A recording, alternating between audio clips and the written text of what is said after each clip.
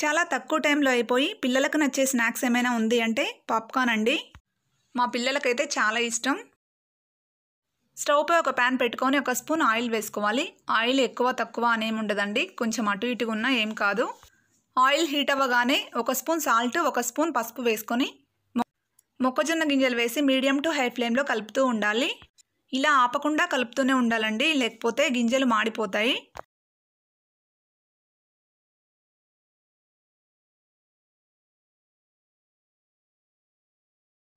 చూస్తున్నారు కదా, ఇలా పాప్ అవ్వడం స్టార్ట్ అవ్వగానే మూత పెట్టాలి.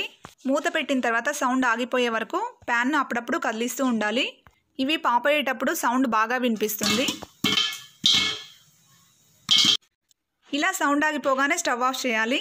చూడండి ఎంత బాగా పాప్ అయ్యాయో, ఒక్క గింజ కూడా లేదు. ఈ వీడియో నచ్చితే ఒక లైక్ చేయండి.